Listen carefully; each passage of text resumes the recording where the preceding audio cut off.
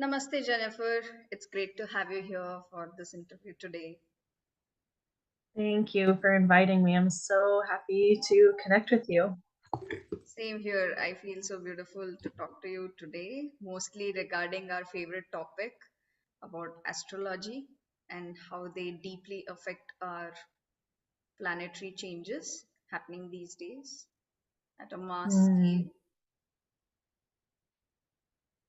yeah, there's a lot going on. 2023 has a lot, especially like this is really good timing because March is when things really start to pick up. We've had a bit of a quiet kind of entrance into 2023, but it's going to change and shift. And yeah, there's lots going on. And a little introduction about you and your work and what got you interested into being an astrologer. Yeah, for sure. So, like many other people, I went through my spiritual awakening in 2020. So I had my son in 2020. So he was born the end of February. And then, of course, the pandemic happened, and I could tell something was obviously wrong. I was not awake, as people call it, before that. So, shortly after, I started going through a spiritual awakening, and I also found out that I was going through my Saturn return. So I was feeling so off. Like I knew I wasn't myself, and the world was in this state of chaos and restriction. And it was so Saturnian. And I found out that I was born with Saturn in Aquarius. So, through going through my spiritual awakening, and I was at home with my son. Here in Canada, we get a whole year off. Some people take longer than that. So I had like all this time at home, like many other people did, and I just started researching, going through it, and I found astrology. I've always been into astrology, but I never actually considered studying it or looking at the planets every day. That wasn't like what I was doing with my life. I was very in the 3D. I was working like a 9 to 5. And then, yeah, so everything changed. So I decided when I found out I was going through my Saturn return in Aquarius, that I needed to get serious about some of my spiritual goals, and astrology was one of them. I made a list of some things that I was interested in. I also like took some Reiki during the pandemic and got into like a more natural, holistic way of living because my son came earthside and had some complications. So, of course, as a mother, like you start learning about all these hidden truths and these crimes against humanity, and boom, you wake up, you're a It mom was, living in 2020. Yeah. So, and for so you yeah, I as started. like a mother who is, was this your first child? Like if this was first time, it would have been so much for you at once, right? It was a lot. It was so much. Yeah, yeah, that was my first child. I only have one son. He's here, so if you hear him running around somewhere, I apologize. But yeah, so I started my journey. I've been studying astrology since, and I started taking clients in 2022. So I'm still like an amateur astrologer. I'm still very new. There's a lot to learn when it comes to astrology. As you probably know, it's so deep, and I'll always be a student. I really consider myself a student of astrology, but I am an astrologer. I study Western, modern astrology. I am interested in other types. That's just where I'm at right now. So the tropical zodiac. And yeah, I offer birth chart readings on my social media. You can find me on there. I'm Magnetic Mountain is my business page. But Sure. I'll more than tag that, your Instagram link in the description. We'll do that. okay, thank you. Yeah, and more than that, what we're doing today is what I'm here for, like connecting with people. We came here for a reason to hold a vibration and connecting with each other and talking about what's going on in the stars is something I'm really passionate about. So, yeah, thank you so much for talking with me today. I'm glad to. Thank you for accepting this invite, and it feels like it is going to be a very knowledgeable, positive session. And so, related to astrology, even I believe you are an Aquarian, sun or moon rising, like sun or moon. No, I'm actually not. I love Aquarius. I have a lot of them in my life. But Okay. no, I actually like, of course we all have the signs within us. Aquarius rules my sixth house, and I have my Saturn there, but I'm actually an Aries sun and a Oh, Virgo rising and a Capricorn moon. oh, How that's about you? nice. You are an Aquarius though, right? Yeah, it's Yeah. now that we have spoken for so long, we know all each other already. It feels like that. So it's by Vedic astrology, the way we do the Kundli charts in terms of Vedic astrology, it is Aquarius moon, Aquarius rising, and the D9 Navamsha is Aries. So Okay. but then in Western astrology, it is coming under Gemini.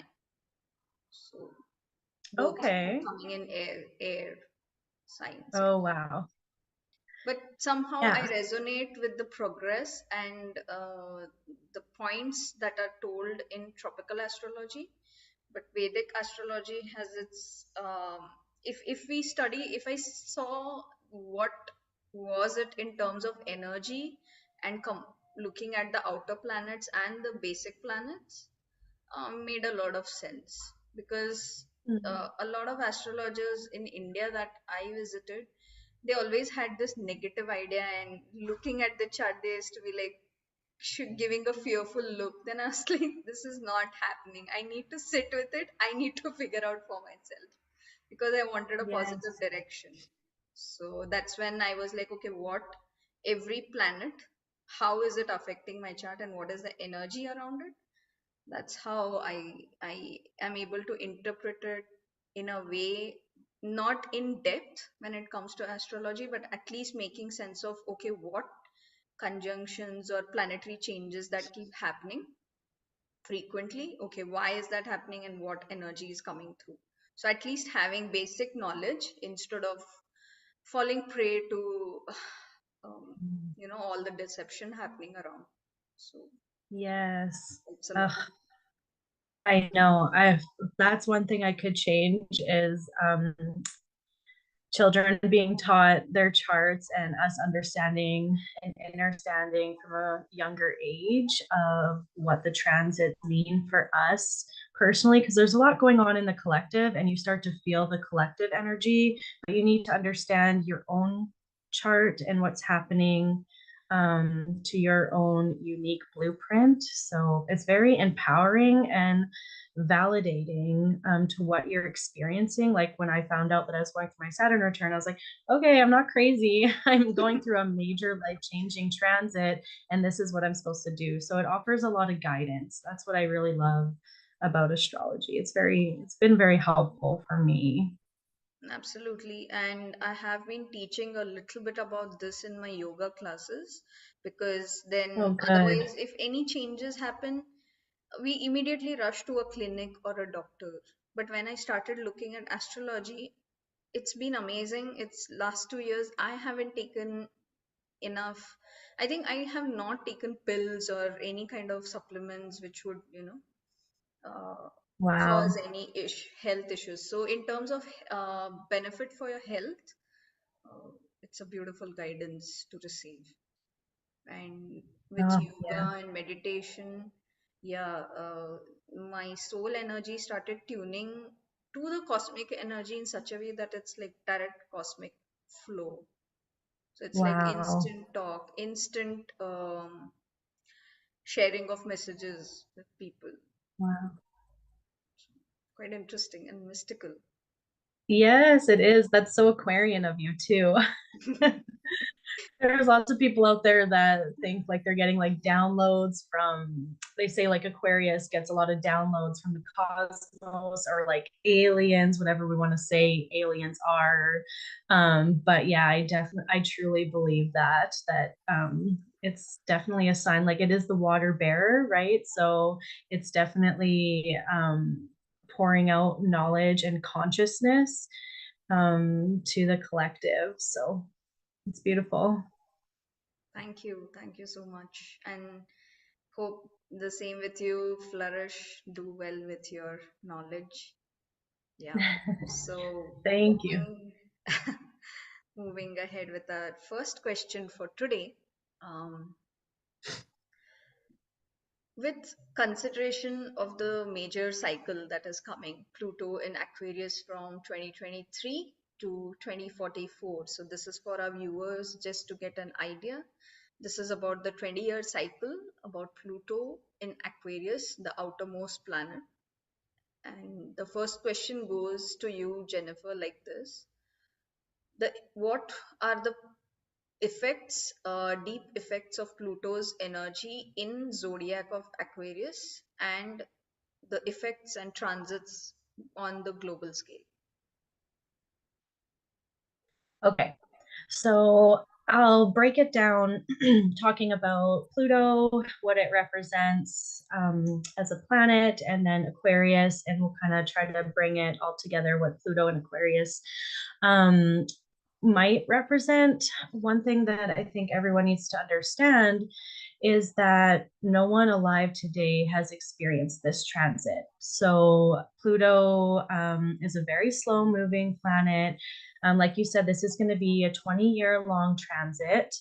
And it takes about 248 years for it to transit the zodiac, the solar system. So it hasn't been in Aquarius since the 18th century. So none of us have experienced this Pluto in Aquarius before in this lifetime. Who knows if anyone subscribes to like past lives, if you've been around to experience it in a past life, you might have signed up to come back again. But yeah, so Pluto is a generational planet. And it moves very slowly. And this is going to start a new story for the collective and in your individual chart. So it's good to look at where Aquarius is in your own chart. Like you said, you want to understand the energies coming in and know that this is going to take place and change and transform that area of your chart over the next 20 years. And it's going to do the same for the collective. And it goes like beyond predictability. I think this is one of those transits that we won't be able to fully predict, given Pluto's nature and the fact that we have so many moving pieces. Like, for example, like here in Canada, we have our own natal chart. Canada has its own chart, and how Pluto is going to interact with that chart versus how it's going to interact in India, right? And I think actually for Canada and India, if I'm not mistaken, we both have it in the 11th house, which is ruled by Aquarius. And it can be very, very interesting when it comes to changes in our society and technology, which is very Aquarian. But yeah, so Pluto as a planet, for those who don't know, Pluto is a little bit more of a malefic planet. So this isn't going to be all rainbows and sunshine. I know when we talk about the age of Aquarius, we get excited, but I wouldn't be doing my job, I guess, if I didn't actually talk about some of the shadow sides and the dark Yeah, sides of this transit. absolutely. We have to. Yeah, Yeah, for need sure. And I truth. think truth, right? Like that's a big thing with this Like it Pluto or not. transit. Yeah. Right. Oh my gosh. I truly believe like Pluto is, it rules destruction, death, rebirth. Pluto in mythology is the god of the underworld, and like it rules Scorpio. So it dives deep and it brings up fears, obsessions, truth. I do believe that we are going to see a lot more hidden truths. And, we don't know what we don't know. So we can't even fathom some of the truth that might come out during this transit.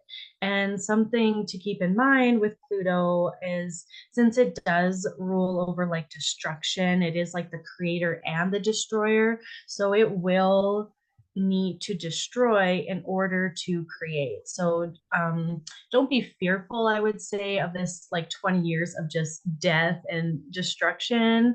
It's going to probably start off, and we're going to get a good indication of how it's going to look over the next year, since Pluto is going to ingress into Aquarius, but then it's going to retrograde back into Capricorn. So we're going to see some truths come out, and then what the future could hold for us with Pluto going into Aquarius. So it's a good time to observe, pay attention in your own life and the collective. But know that it's not always going to be about the destruction phase. That is going to be like, we had Saturn in Aquarius for the past 2.5 like almost 3 years with its retrograde, and it's going to be going into Pisces right before Pluto changes signs into Aquarius. And Saturn in Aquarius kind of gave us a little glimpse, with the pandemic and all that happened. So Pluto might take that and kick it up a notch, like times 1,000. But we've already got a taste of it and we know what to expect. And I believe that the people that were supposed to wake up have woken up. And so it's not all doom and gloom, but just know like there is going to be this phase, most likely, that is going to be a bit intense. That's a good Pluto word. Pluto is intense. Like wherever it touches, it's intense. It brings change, transformation. Pluto cycles represent like a deep, profound transformation, and it's going to involve society as well as you. So you, the individual. So it's going to be this societal change and enlightenment. And it really represents this ability for us to face hard truths and your willingness to be transformed by some of life's most difficult experiences. Like Pluto rules over power and control. And that's a big theme when we experienced Saturn in Aquarius. I believe that we already looked at some of the power and control structures that we have in place, like our governments. And um, yeah, so Pluto and Aquarius is really going to make us face that. Like humanity has to face these hard truths. There's probably going to be more truths on crimes against humanity that come out. It must, And yeah. It has changed. yeah, I think in 2020, although the awakening was there, it is strange that it should have been at a massive scale, but I don't see that level of intensity. Hope 2023 right. March does that. Oh wow. Oh my gosh. Could you imagine another one? Yeah. That's interesting. Yeah, I do. Yeah. So when it comes to Pluto in Aquarius, Aquarius rules over it's like it's Saturn ruled, right? So it does rule over authorities and constructs, and it's an air sign. This we're moving into, like Pluto's going to spend 20 years in a fixed air sign, and this is all about society, the collective, networks, groups of people. Aquarius is like this archetype that wants to be unique and break the rules. It's independent and logical and progressive. It's rebellious and intellectual. It's humane and innovative. I think there's going to be a lot of innovation happening. The last time Pluto was in Aquarius in the 18th century, we had a lot of revolutions that really changed life for humans. And sometimes that's scary, right? Like we end up losing jobs because maybe a machine has found a way to do it for us. Mm, And we have to keep in mind that some of these things could really give us the opportunity to live our best lives here on Earth and do more of what we actually enjoy. So I do think that there's going to be some sort of revolution. It kind of feels like we're already in some sort of digital revolution with the way people are sharing online. So I could really see that kick up a notch. I really feel that for a lot of countries out there, especially Canada and India. mm, Um, I think the way we share information is going to change. AI obviously is going to change technology, more advanced. There's so much when it comes to these Aquarian themes because it's, we have a lot going on. There's like biosecurity, there's social credit scores, there's blockchain, we have cryptocurrency. There's so much that's being done that's messing with the human consciousness. And we're talking about things like Neuralink, and people are very um, it's like they want to divide us and experiment on our body, right? And it's very Aquarius of us to go through this. And we need to, as a society, come together and figure out what we want and stand in our power. Pluto is all about power and empowerment. So there's probably going to be more divide. I can see them trying to divide us, and a lot of like this transhumanism agenda, and what it really means to be human, and protecting our consciousness and our vibration. There's obviously this spiritual war going on, and I do believe that us maintaining a certain frequency is a big reason why light workers are here, and new ones will be coming in, because now the babies coming in around this time or over the next 20 years are going to be born with Pluto and Aquarius. So this is another frequency that they're coming in to hold. But yeah, so we're going to have to come together. It might not always be easy. We have tech trying to come in and take over people's lives, and we're having our governments, the 2030 agenda is still real, and they're talking about smart cities, right? So there is like this dark AI side of the Pluto in Aquarius. And it's very like Pluto and Aquarius is going to be a lot about science and, like I said, innovation, but there is like a dark side and a light side to that. So there's going to be things, I think, that are going to be coming from humans that are living their lives with integrity, but then we have like the shadow aspect of them wanting to experiment on our body and totally disregard what a human is. absolutely. I would comment on that. It feels sad in a way that we have reached a point where it's the technology somewhere turning against our own intelligence. Uh, yeah. Yeah. From long-term perspective, I think you and me can see that happening. Um, like that is why I think a lot of this movement about feminine rising has become so prominent. Yeah, and Yes. um, yeah, I think we as humanity should not give up on our body sovereignty, right? Like it's if you manage well, then this is beautiful to live like this and having Yes. different feelings and emotions running through your body. I don't know why, in the neglect of that and running away from emotions, this creation of metallic and mechanical thing is Right. coming.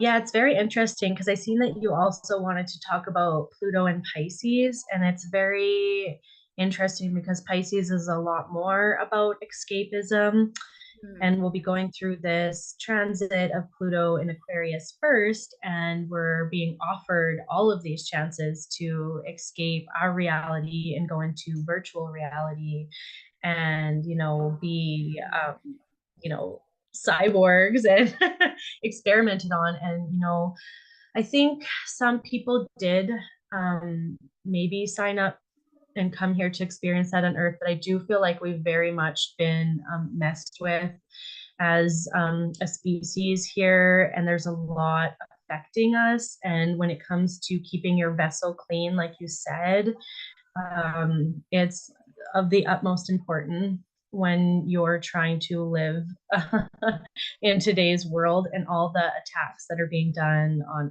us. Oh yeah, absolutely. The kind of Yes. sometimes I tend to question my own intuition, because if it is a collective thought, I get this doubt: are we again in some kind of a mind control that we are receiving the same messages? Then I need to check with myself more often. Oh, I know. Hey, it's so interesting when you wake up and you're like aware of the programming, and now you're like almost a little bit paranoid. You have to, but critical thinking is exactly what we need. So it's necessary, and that's part of life. Yes, the power of discerning in these times very much required. And there are a lot of, Absolutely. yeah, booming small clusters here and there which are coming up related to natural living, organic farming. So I think that is the Mm, regenerative theme of Pluto in yes. Aquarius, or I'm the glad you brought planet that up. Pluto. Yes, yeah, yeah. So it's very Aquarius of us to want to break out of the matrix and break out of the societal norms and start some of our own, groups of people. It's definitely, I could see that happening a lot with this transit, and I mean, like, it is already happening. People have learned to get more self-sufficient. You see a lot of people who are starting to, grow their own foods, prep. There's a lot of preppers out there. And it's interesting. I do see people breaking off and kind of just saying, like, I don't want to participate in this, and starting their own way of living. One shadow side of that is Aquarius can be kind of like cult Hmm. cults can be formed.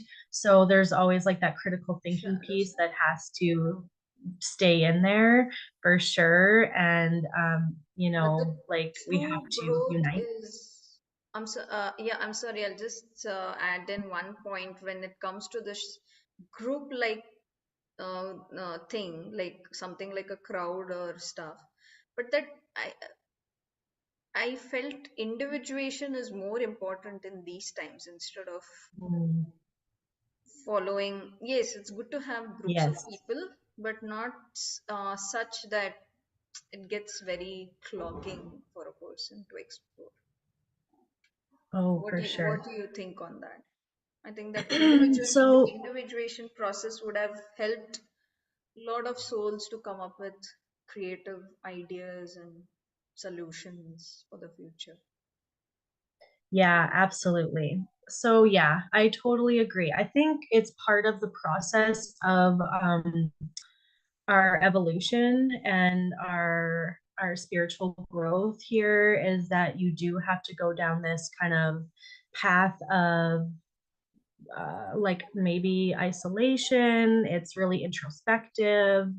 And when it comes to the groups of people, one thing that's very Aquarius is like, you want to be an individual and unique, and you end up just finding other people who want to do the same thing. So when I say like break off into groups, I don't like, I do think like definitely you have to keep your individuality, obviously. We can't lose that. We can't go back to that, because I'm sure so many people were there and they woke up and they'll never go back. But yeah, I just think that it's going to come.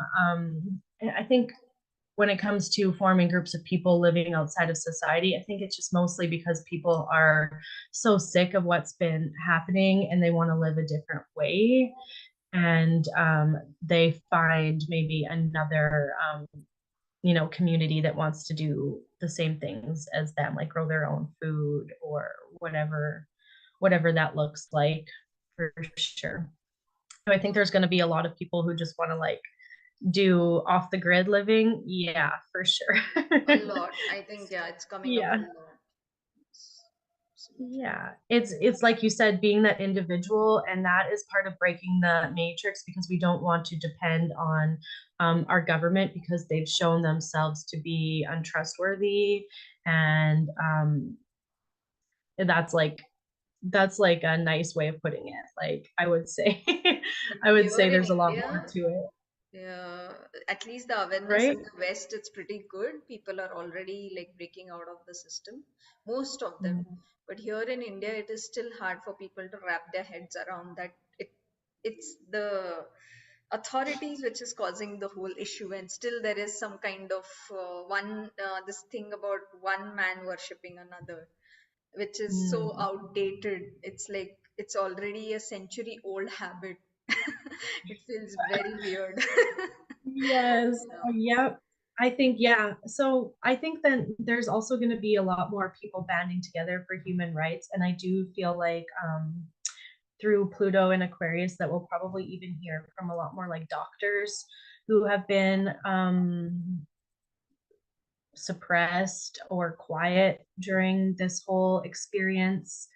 um yeah, like I said, it's just going to unveil a lot more really hard truths, and with that there's going to be cognitive dissonance like we've already experienced. Like you said, some people, it's a hard thing for them to accept and see, and it's shocking. And there's more collapses that are slowly going to be unraveling behind the scene, because like I said, we do have Pluto retrograding back into Capricorn. We're Mhm. in like this phase now that it's going to be the crossover years, so 2023 to 2024 are crossover years with Pluto going back and forth between Aquarius and Capricorn. And it's going to be interesting because that's a hard, like, for those who don't know, the last degree of a sign, the 29th degree, is a very challenging, or can be a very challenging part of, it's an ending, right? And then we have the ingress into Aquarius, which is a very important and significant degree. So, So it's a just big, like, one I don't point. know. Oh, Yeah, sure. just one point. This link would close in 1 minute. Okay.